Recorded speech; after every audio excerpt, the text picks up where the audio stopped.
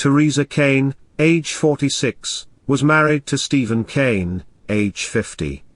The couple had 2 children, Samantha Cain, age 20, and Ethan Kane, age 13. Stephen Kane studied at Augusta State University, then studied environmental management at Columbia Southern University. He works in safety and environmental management for a research and development facility. He also published 13 books about short stories, poetry, and even a horror novel. He was also the singer of the thrash metal band called Critical Chaos.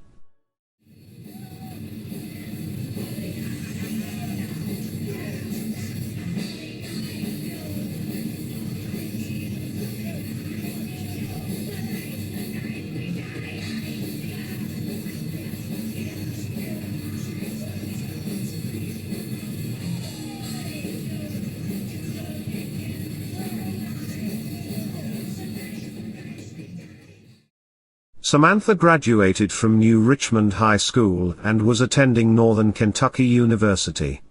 Ethan was a middle school student in the New Richmond School District. The family lived at 1195 Rebel Ridge Road in the Ohio Township near New Richmond in Cincinnati, Ohio. The couple purchased their home in July of 2015 for $212,000. Ohio Township is one of 14 townships within Clement County in Ohio. It has a population of just a little over 5,000 citizens. Theresa's 74-year-old father, William Felton, lived with the family. The family had a long history of financial problems, including not being able to pay their mortgage. Deputies notified Theresa Cain several days ahead that they were due to serve eviction papers on Monday, February 27. Theresa assured the officers they would be ready to leave and was very cooperative.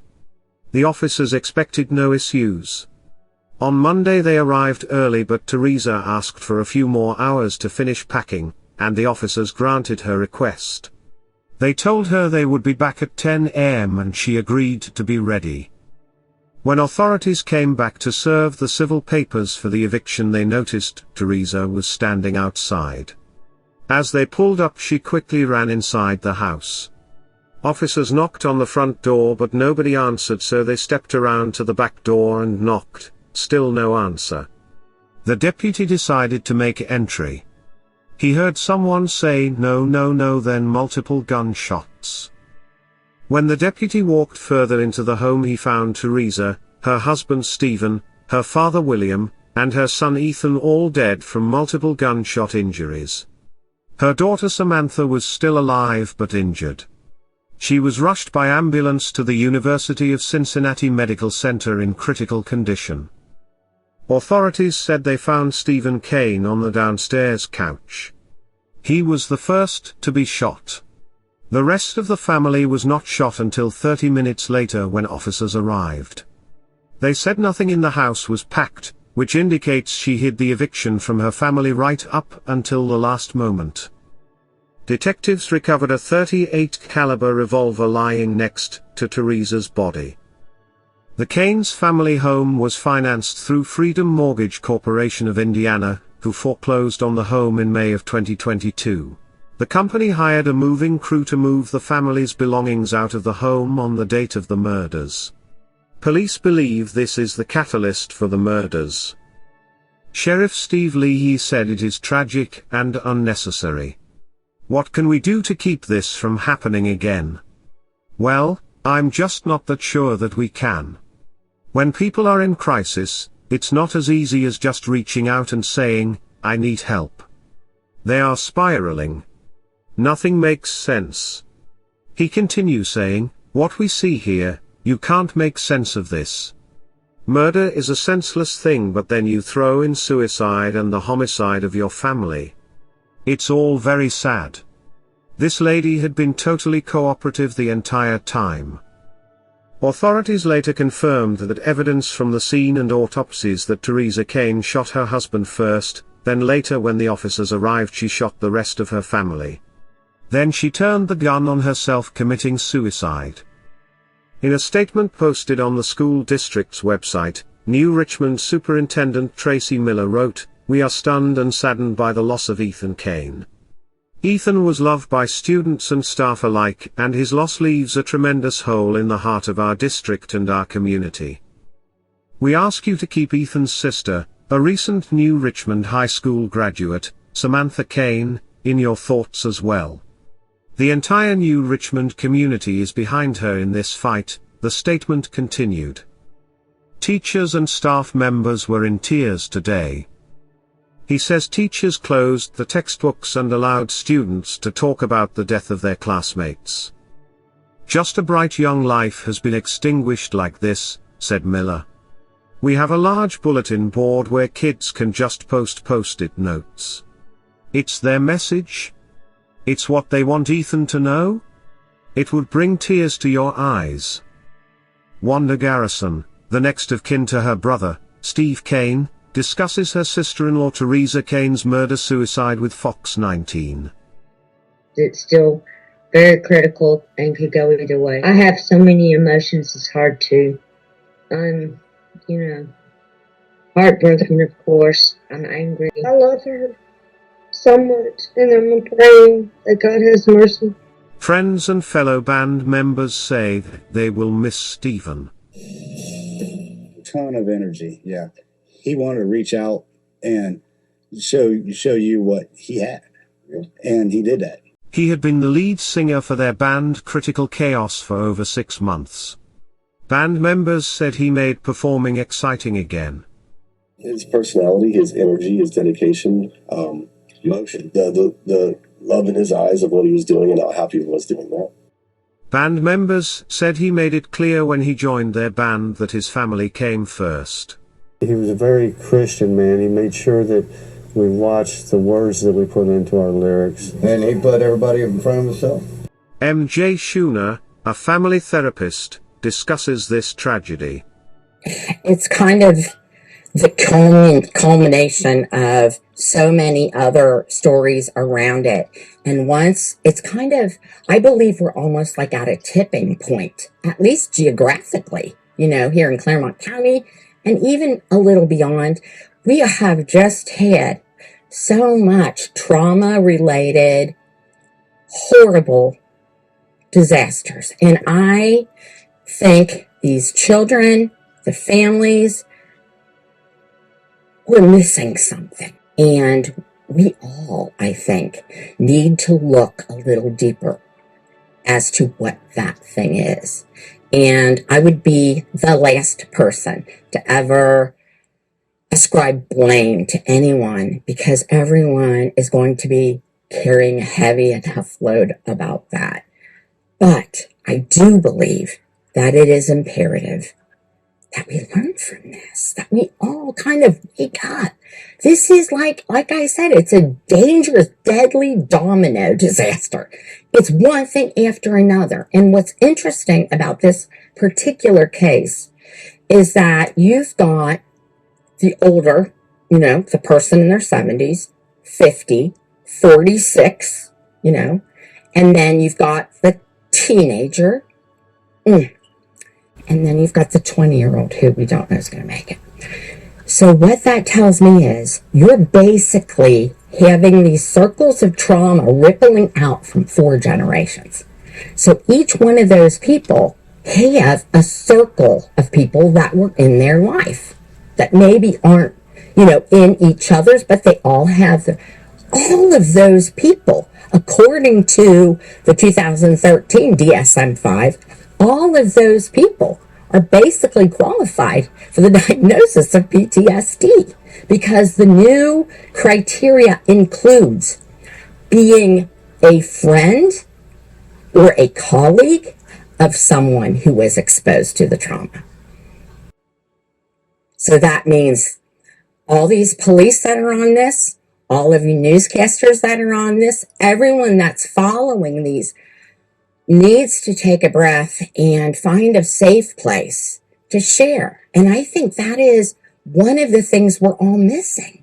We're missing having a safe enough moment to share with someone. It doesn't have to be a therapist. It doesn't have to be a teacher, a doctor, a superintendent. We just need to start sharing with each other, you know? We need to bring it down to the day. How many people did I cross paths with today?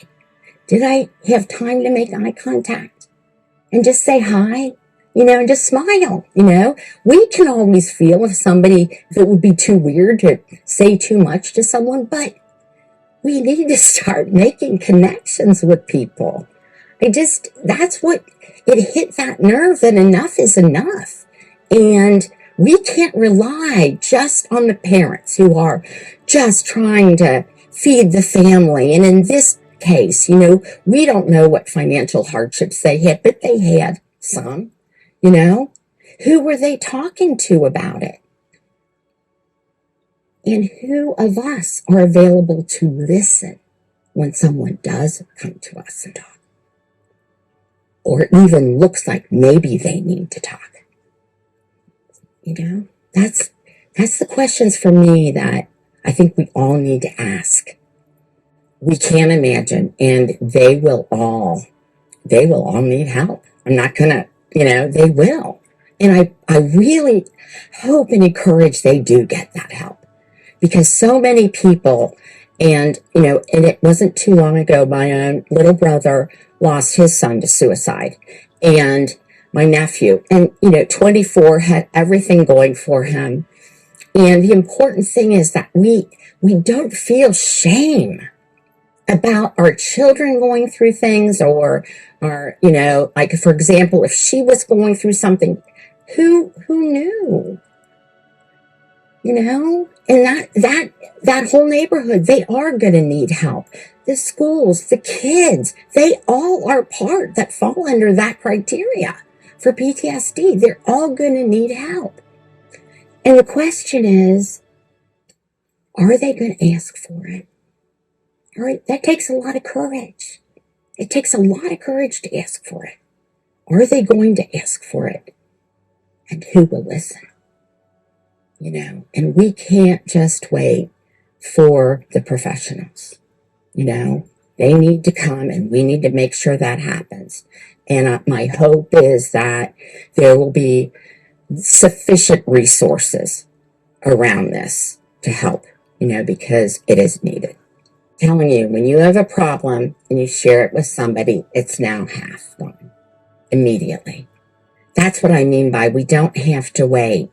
You know, I think that the mental health definition in America in general, the bar is so high that we think, oh, mental health means we have to all be calm and happy. And guess what? That's not life. Life is ups and downs and in-betweens, and sometimes we're in it and sometimes we're just in the hallway. And who are we able to talk to about that?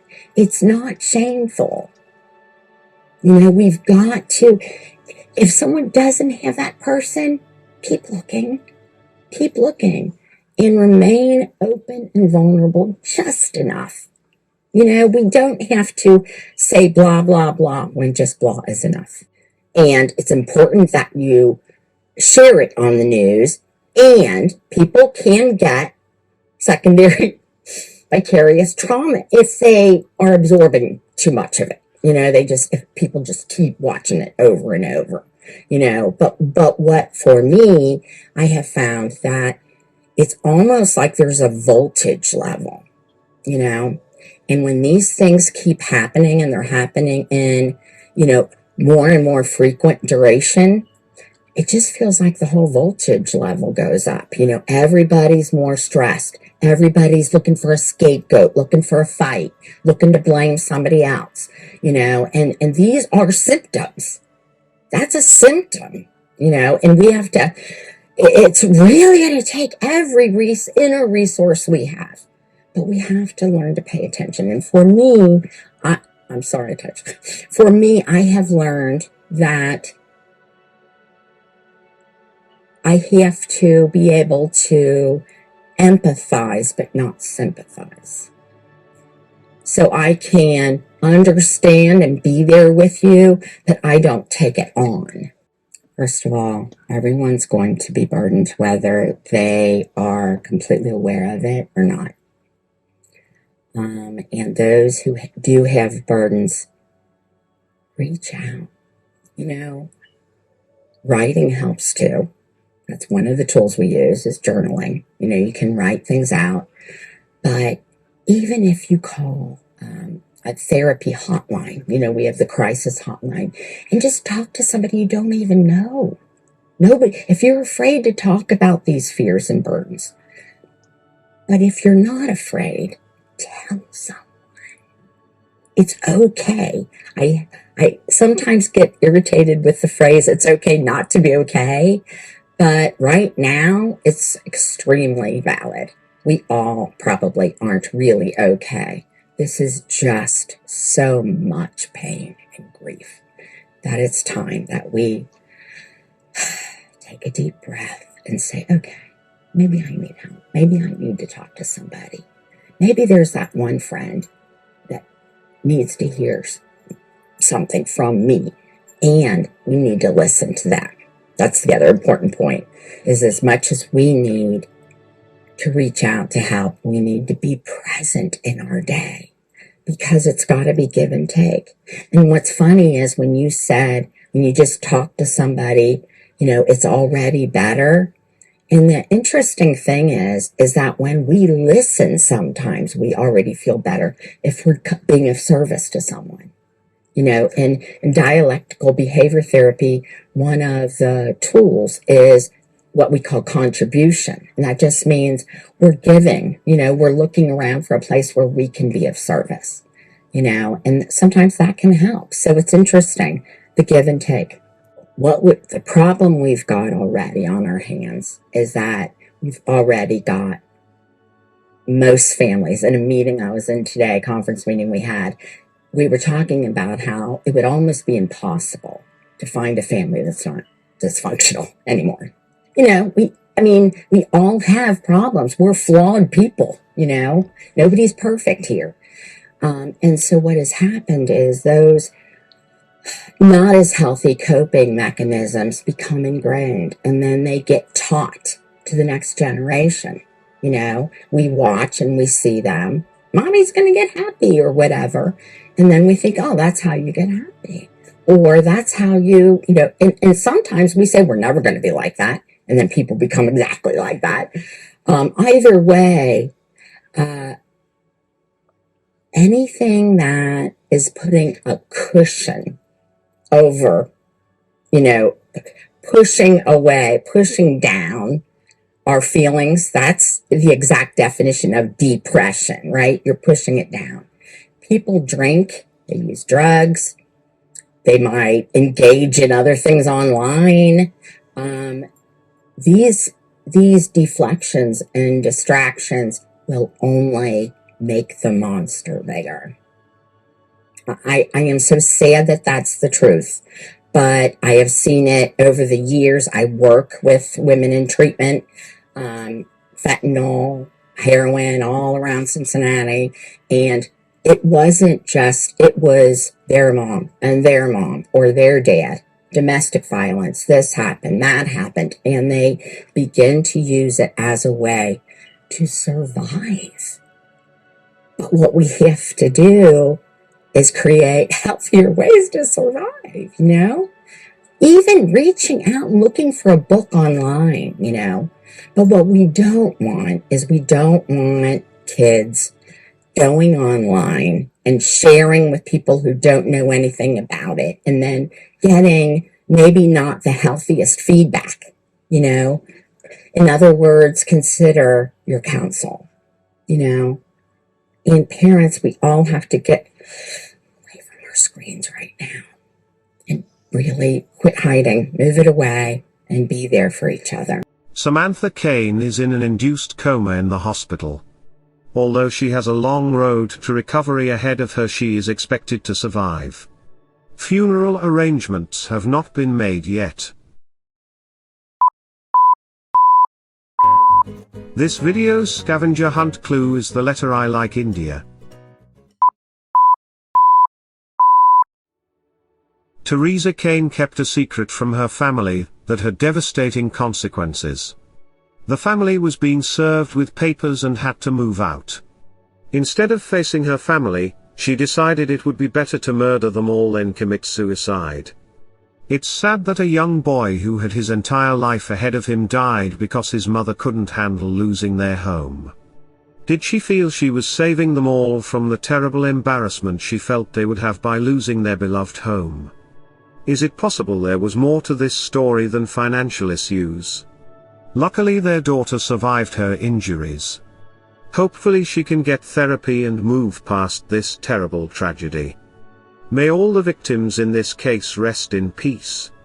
That concludes this episode. Keep your eye out for the next volume, coming soon. If you enjoyed this video, consider subscribing. Thanks for watching.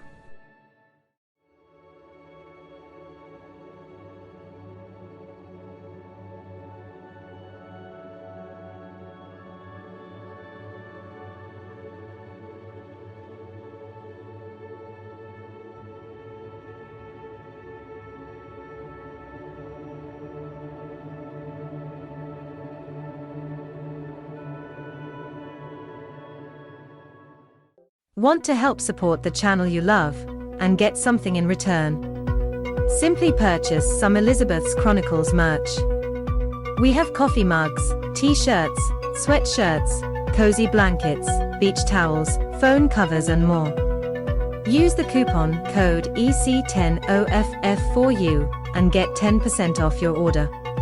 The link to order is in the description area below this video. Thanks for helping Elizabeth's Chronicles continue to make the videos you love.